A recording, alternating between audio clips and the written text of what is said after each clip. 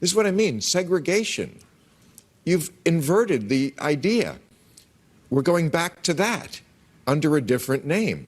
Bill, here's the thing. Between you and your many, because, you're one of those white boys that just loves to, say, well, hey, my girlfriends and my wives are black. Liberal you can think you are, but black is not one of those things. You are so out of touch, it's painful. And whether or not you think the Democrats are doing anything positive in this country, what you said has layers of problems in it that I can't even hit all of them. But what I will say about the people, because I've been hearing from friends of mine that don't want to get a vaccine or don't want to wear a mask or don't believe in testing.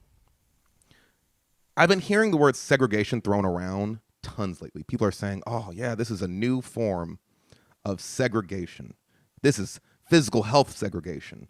Now, allowing Let Every Voice and Sing to be played at the NFL games, this is a new form of segregation.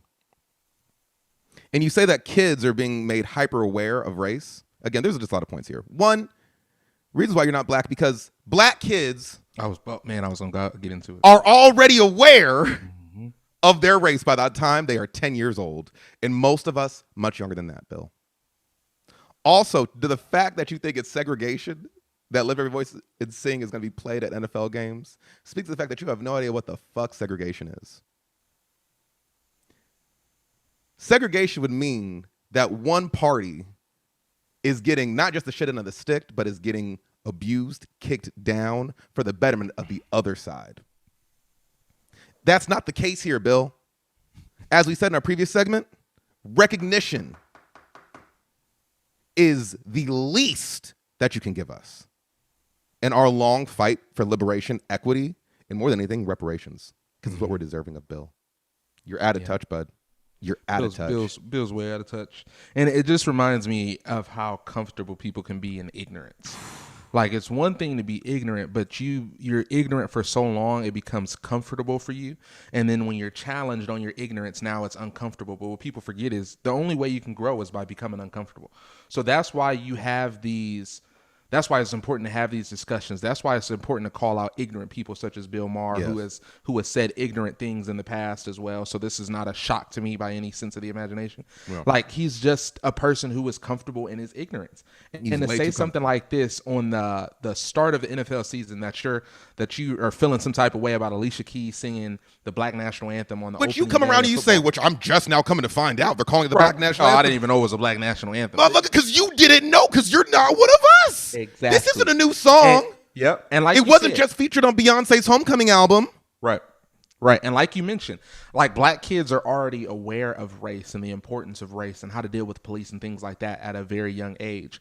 But since you're ignorant and you're comfortable in that, you don't want your kids to be exposed to this. You don't want your kids to understand why black people have a different upbringing than them, or why black people have to go through different things than they'll ever have to deal with. The issue that's why you're upset with it. That's why it's quote unquote segregation. You don't want it to be in your environment, in your hemisphere, because you're comfortable in your ignorance. Because the only people that have an issue with kids being made hyper aware of race, it's white people. Yeah, that's why. That's the only. That's only. Literally it. Because again, I can look back on my own experiences, and the reason I have. Or not the reason I have black friends, but I share those commonalities and those shared experiences with damn near every black person. Mm-hmm.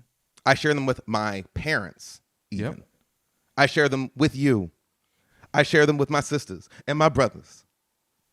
This is not a new experience for us, Bill. And at the end of the day, you are a white man. And you already, 2 years ago, thought that you had a pass to call somebody a house nigga. Yep. Right. You're already way too comfortable, bruh. And you know exactly. it. He's way too comfortable in his ignorance. And it kills me because Bill Maher is the only person who thinks like that. It just kills me that white people who were cool with segregation back in the past and cool with segregation in a sense are now want to call out, oh, this is segregation or that is segregation or whatnot. But you were comfortable with it when it benefits you. You get what I'm saying? So he talks about it needs to be one national anthem and all this stuff. Well, if there wasn't segregation, if it wasn't slavery, it wasn't racism running rampant throughout our country, then we wouldn't have came up with a black national anthem to begin with. So it's here to stay, Bill. And if you want to stay comfortable in your ignorance, then so be it. But ain't about to be no one national anthem. And if anything, we need to change the national anthem that we have, since that was built on racism anyway.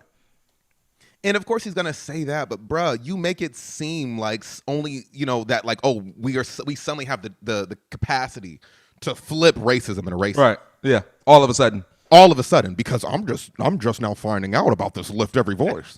They're calling you here. They're calling it the black motherfucker. You were never here in the first place. Yeah. It's sad. It's weird, man. He is the epitome of I got black friends. I get with black girls.